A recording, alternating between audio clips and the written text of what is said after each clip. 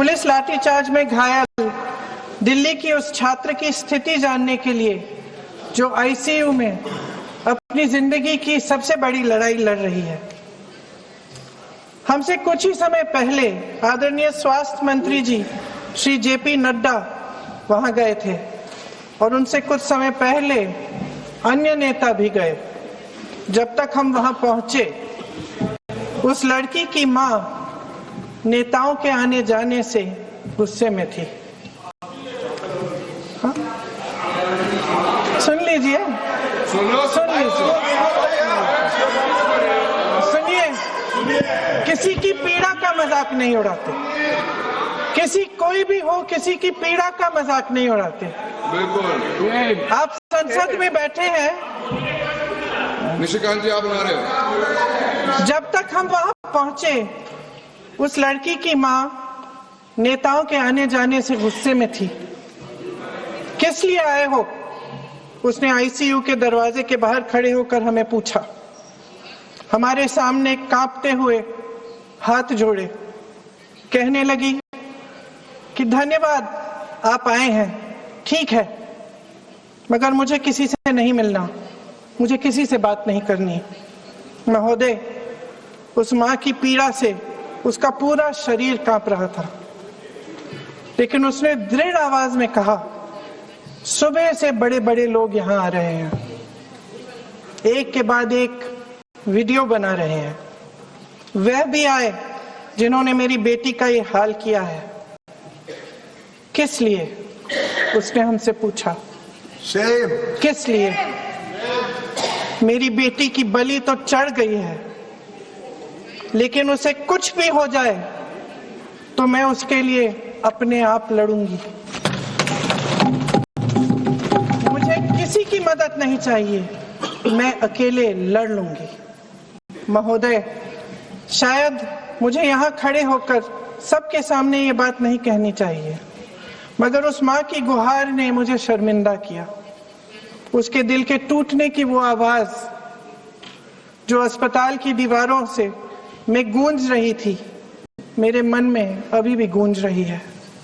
इसलिए उस माँ की इजाजत लिए बिना मैं आपके द्वारा आदरणीय प्रधानमंत्री महोदय जी और आदरणीय गृह मंत्री महोदय जी से पूछना चाहती हूँ कि क्या जरूरत थी एक मासूम बच्ची पर इस तरह दमन करने की? क्या जरूरत थी उन छात्रों पर आंसू गैस चलवाने की, उन पर लाठियां बरसाने की, उन पर वाटर कैनन्स चलवाने की? क्या जरूरत थी उन नौजवान लड़कियों को जलील करते हुए उनके कपड़े फाड़ने की, उनको बेरहमी से गंदी तरह पिटवाने की? देश के युवाओं पर पैलेट गन्स और AK-47 चलवाने की क्या आवश्यकता थी? क्या वे आतंकवादी थे? क्या आतंकवादी हैं? टेररिस्ट हैं? हाँ, कांग्रेस बोल रही है। हाँ, कांग्रेस बोल रही है। जवाब दीजिए, जवाब दीजिए। कांग्रेस बोल रही है, जवाब मांग रही है, जवाब दीजिए।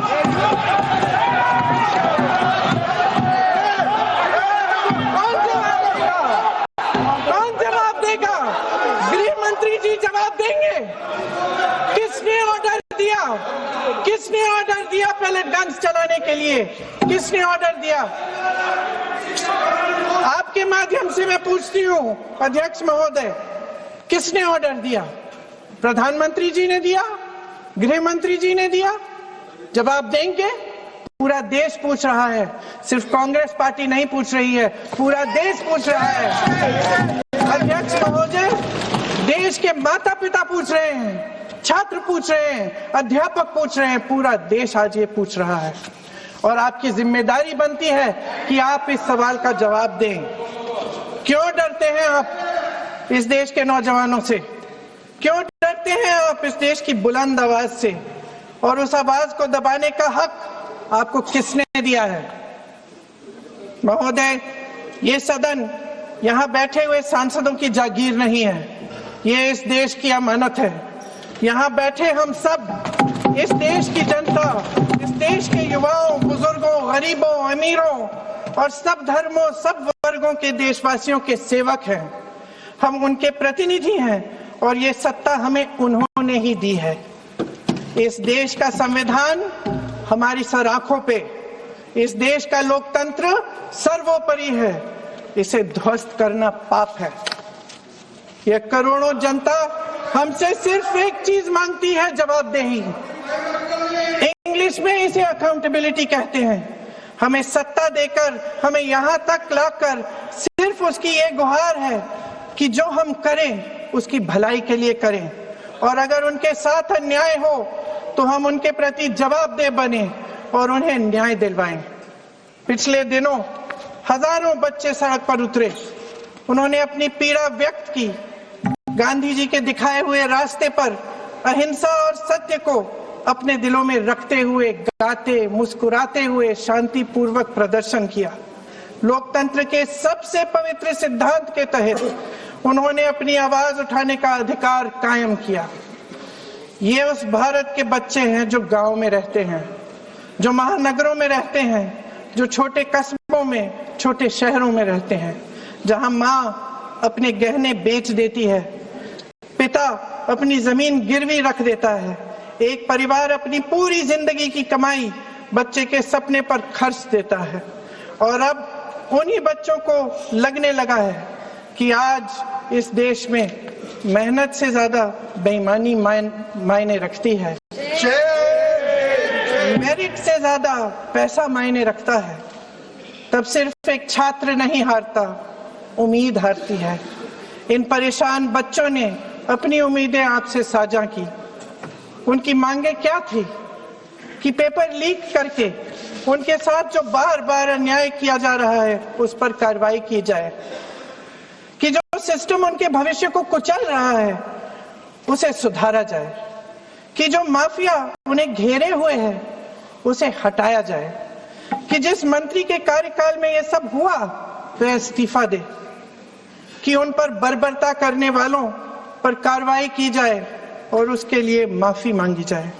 बस यही उनकी मांग थी ना, कि जो शिक्षा और स्वतंत्र अभिव्यक्ति का अधिकार उन्हें संविधान ने दिया है उसे कायम रखा जाए। महोदय, हमारे एजुकेशन सिस्टम में कुछ समय से बहुत खामियां भर चुकी हैं। बच्चों पे जो प्रेशर डाला जाता है उसकी वजह से सैकड़ों बच्चों ने आत्महत्या कर डाली है।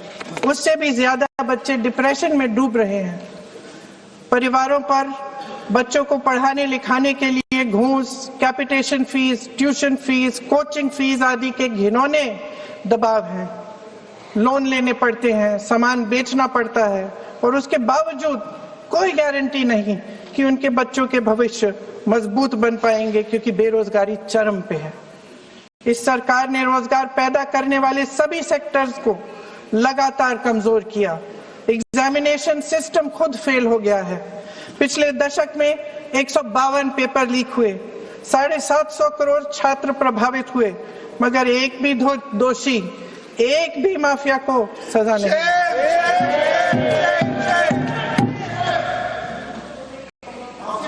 हमारे एजुकेशन में आरएसएस के प्रचारकों को भर भर कर उसे खोखला बना दिया है। जबरदस्ती एनटीए बनवाकर सिस्टम का केंद्रीकरण करके उसे और भी उलझा दिया। देश के कुल बजट में, हाँ जी जबरदस्ती, आपने अभी अभी सुना तमिलनाडु के हमारे साथी क्या कह रहे थे। देश के कुल बजट में एजुकेशन बजट की हिस्सेदारी हर साल बढ़ाने की बजाय घटती जा रही है।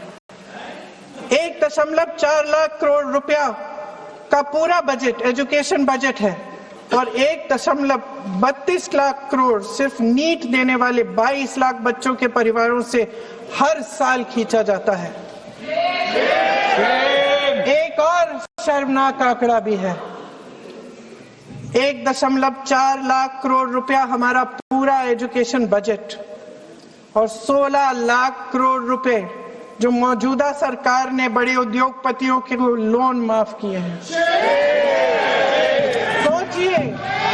सोचिए कि इस सरकार की प्राथमिकताएं क्या है।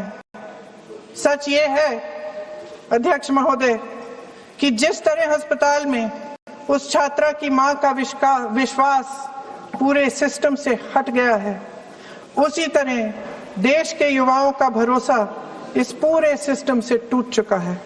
और जब इस तरह देश के भविष्य हमारे युवा निराश होकर सरकार और सिस्टम से अपना भरोसा हटा देते हैं, तो उस भरोसे को फिर से बनाने के लिए सिस्टम के अंदर से जवाब नहीं ढूंढा जा सकता, उसके दायरे से बाहर निकलना पड़ता है, नए सिरे से ठोस प्रयास करने पड़ते हैं।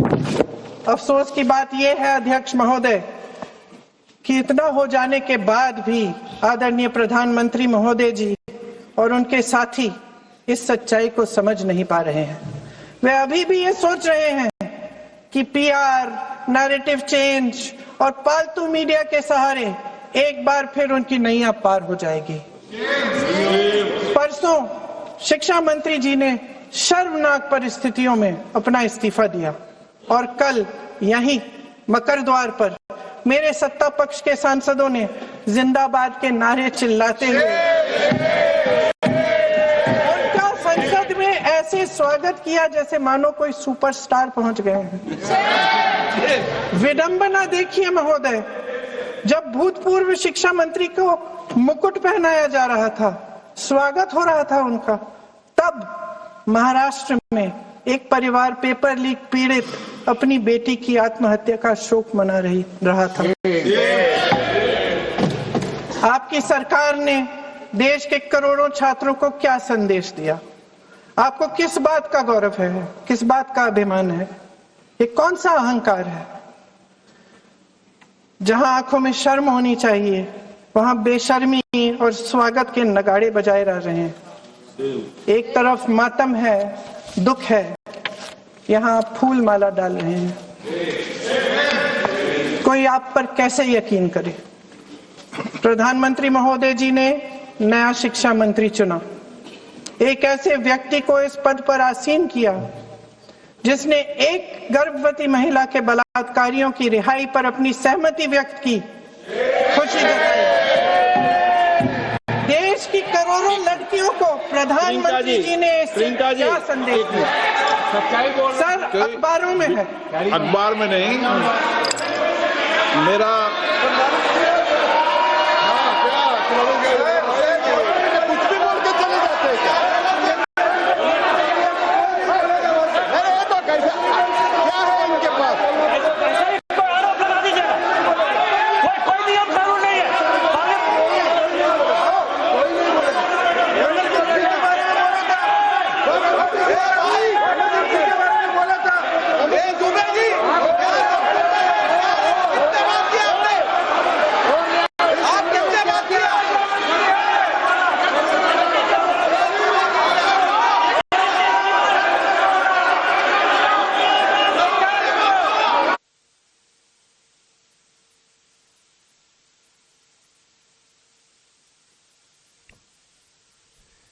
तो इस समय संसद में हंगामा जबरदस्त तरीके से प्रियंका गांधी के संबोधन के बीच में।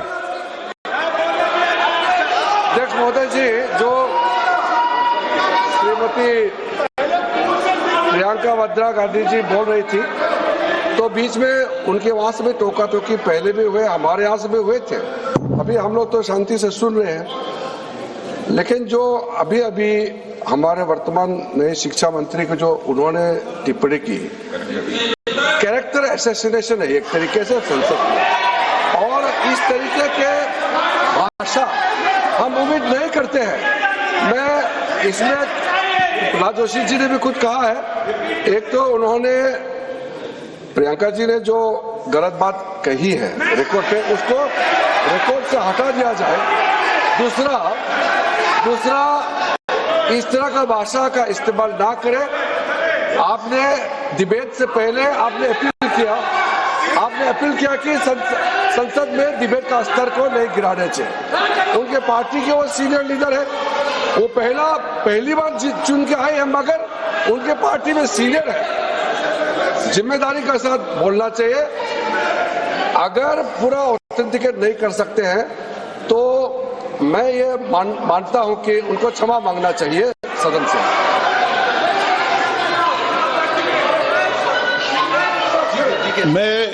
मेरा मत ये सदन के अंदर, ये सदन सर्वोच्च लोकतांत्रिक संस्था का सदन है, इसका एक एक शब्द हमेशा रिकॉर्ड में रहता है।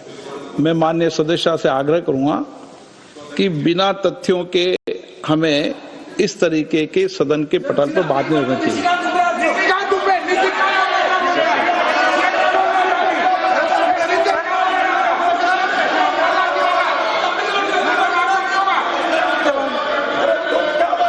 ये तो डिलीट कर दिया, लेकिन आगे भी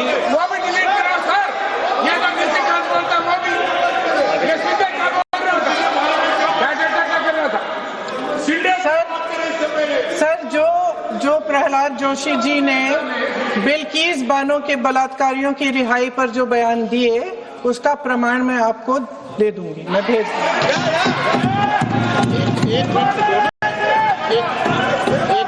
मैं ऑथेंटिकेट करूं। स्पीकर का डायरेक्शन 115, उनको पहले ऑथेंटिकेट करने के लिए सर, ऑथेंटिकेट करेंगे उसके बाद वो आगे बढ़ेंगे, ऐसा नहीं होगा। पहले ऑथेंटिकेट कर रहे हैं सर, उनको ऑथेंटिकेट करने के लिए कहिए, ऑथेंटिकेट करने कहिए उनको।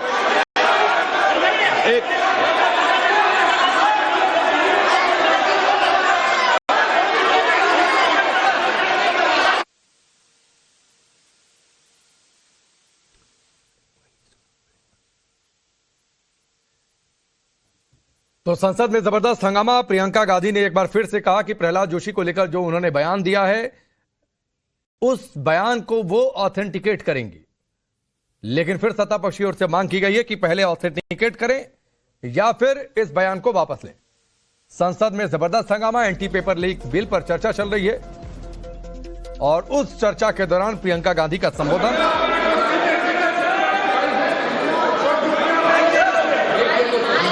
आप उनको बोलने का आप मत करो डिस्टर्ब। मैं एक विषय बता दूं, एक मिनट बताऊं। नियम 353 के अंदर फिर मैं एक बार स्पष्ट कर दूं, किसी भी सदस्य द्वारा किसी भी व्यक्ति के विरुद्ध मानहानि या अभियोगात्मक प्रकृति का कोई आरोप नहीं लगाया जाएगा जब तक कि सदस्य ने अध्यक्ष और संबंधित मंत्री को पर्याप्त अग्रिम सूचना नहीं दे दी हो। यह व्यवस्था है।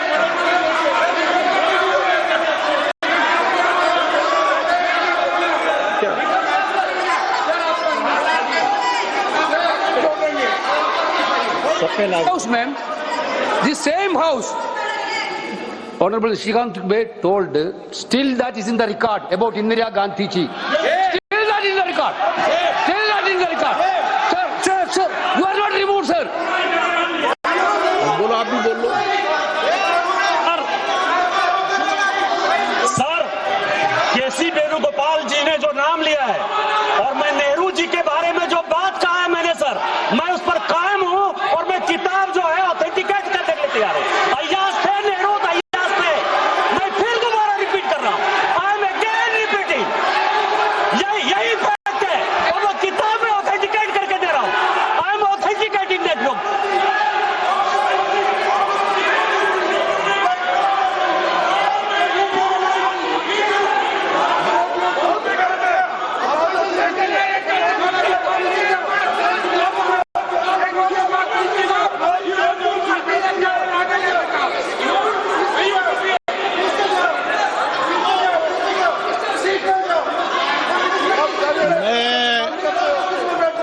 मैं जब आसन पर होता हूं, जो मैं व्यवस्था देता हूं, चाहे सत्ता पक्ष हो या प्रतिपक्ष हो, मैं समान व्यवस्था देता हूं। मैं जब आसन पर होता हूं,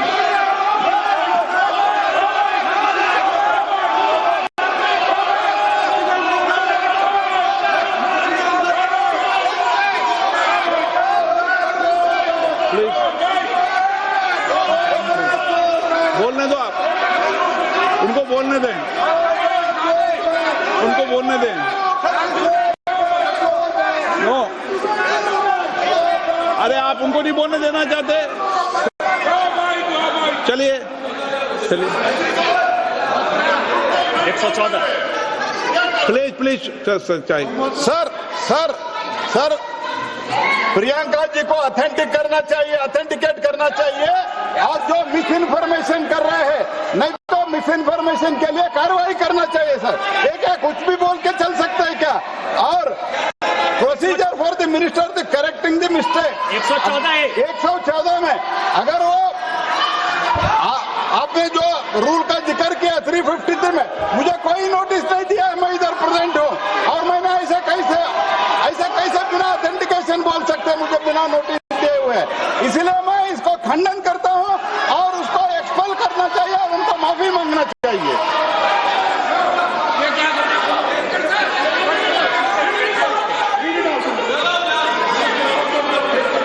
नहीं, ये चैप्टर आगे नहीं बढ़ेगा सर। बिल पे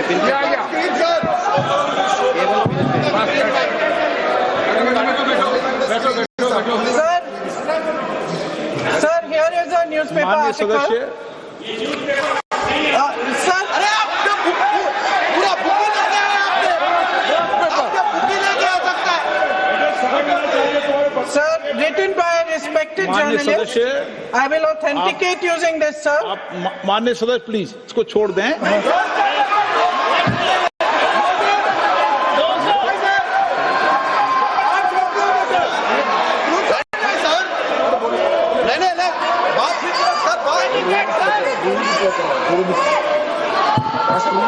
सर अगर जोशी जी अपने बयान का इस खंडन कर विधेयक रहे पर ही हैं क्या? चर्चा होगी।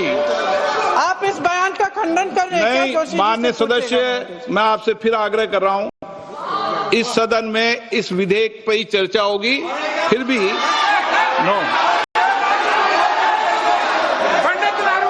ये विधेयक का विषय नहीं है। आप नो, आप बोलो तो विधेयक पर बोलो, ये मेरी अपेक्षा आपसे। प्लीज छोड़िए, इस विषय को छोड़िए।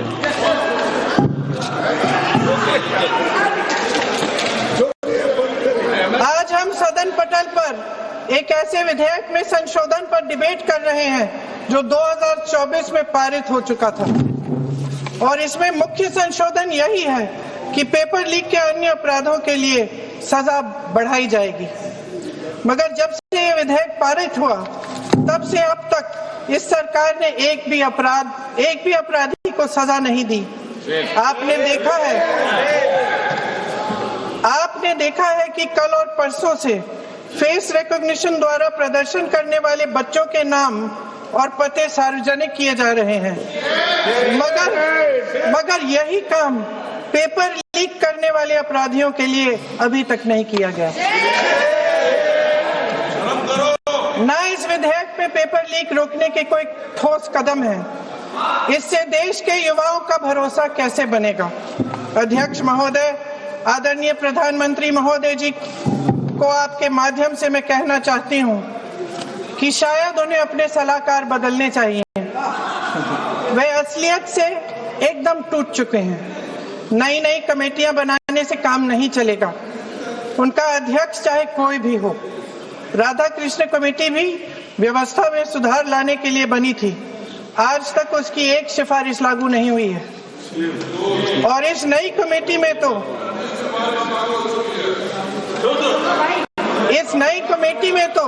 एक एक्स-आईबी चीफ, फिर चिल्लाएंगे, एक एक्स-आईबी चीफ, एक आईटी कंपनी के मालिक और एक गौमूत्र के विशेषज्ञ भी हैं।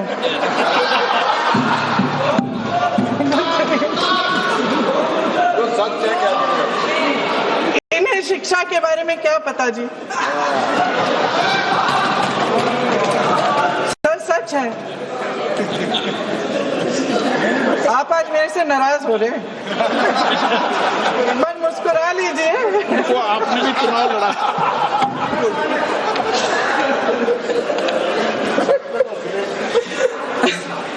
सर, फास्ट ट्रैक कोर्ट्स का रिकॉर्ड पहले से ही बहुत खराब है।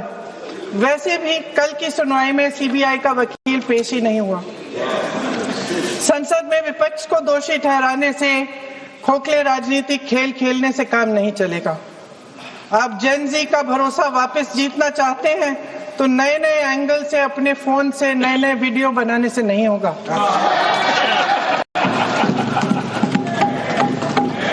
प्रधानमंत्री जी को कैमरे का एंगल नहीं, दिल का एंगल बदलना पड़ेगा।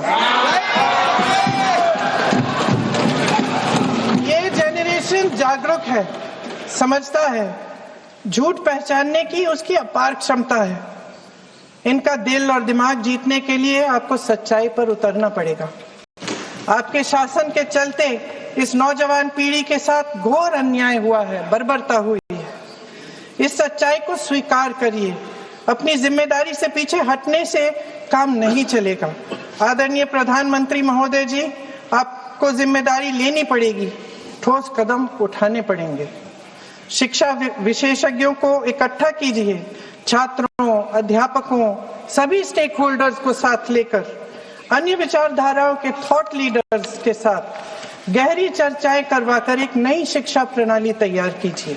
मौजूदा नेशनल एजुकेशन पॉलिसी में 8 महीने तो एग्जाम चलते हैं, अध्यापकों को पढ़ाने का समय नहीं मिलता। सिर्फ आरएसएस के लोगों से भरने की बजाय सिस्टम को शिक्षित, एजुकेटेड, उन्नत और उदार दृष्टिकोण के लोगों से भी भरिए, जिनकी योग्यता सिर्फ उनकी विचारधारा न हो। रोजगार पैदा करने के सख्त कदम उठाइए, इस पर फोकस करिए। मेडिकल कॉलेजेस की संख्या बढ़ाइए, चिकित्सा शिक्षा का विस्तार कीजिए, ताकि ये बच्चे जो मेहनत कर कर के भी अपने भविष्य नहीं बना पा रहे हैं, एक उज्जवल भविष्य का सपना देख पाए। अध्यक्ष महोदय, छात्रों को सड़क से हटाया जा सकता है, लेकिन उनके सवालों को नहीं। हर लाठी जो किसी लड़की पर, किसी लड़के पर चली है, वे बच्चों की पीठ से ज्यादा सरकार की साख पर पड़ी है। देश के नौजवान न्याय मांग रहे हैं, भीख नहीं। वे यहाँ सरकार गिराने नहीं, अपना भरोसा बचाने के लिए आए थे। अध्यक्ष महोदय, आपके माध्यम से मैं सरकार को कहना चाहती हूँ, अपनी साख बचाइए, अपनी नीयत ठीक करिए, अपनी अकड़ का इलाज कीजिए, अपने वादों पर अमल कीजिए। आपके शासन में हमने बड़ी बड़ी चोरियां देखी हैं। चुनाव में वोटों की चोरी, राम मंदिर में चंदा की चोरी, आपके उद्योगपति मित्रों द्वारा देश की संपत्ति की चोरी, किसानों की जमीन की चोरी, लेकिन सबसे बड़ी चोरी, हाँ ठीक है, सबसे बड़ी चोरी तब हुई। कहिए, बोलिए।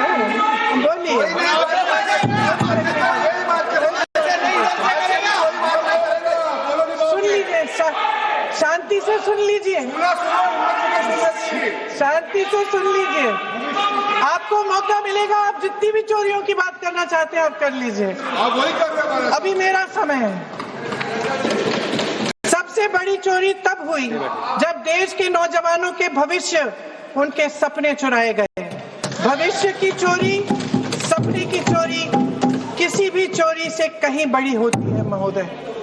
अगर देश का युवा निराश हो जाए, अगर देश का युवा निराश हो गया, उसकी उम्मीद टूट गई, तो सबसे बड़ी हार भारत की हार होगी।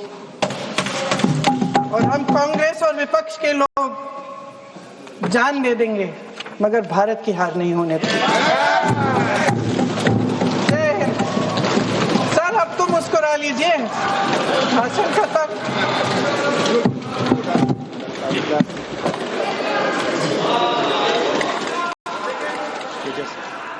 तो प्रियंका गांधी का संबोधन, छात्रों को सड़क से हटा सकते हैं लेकिन सवाल से नहीं, इस बात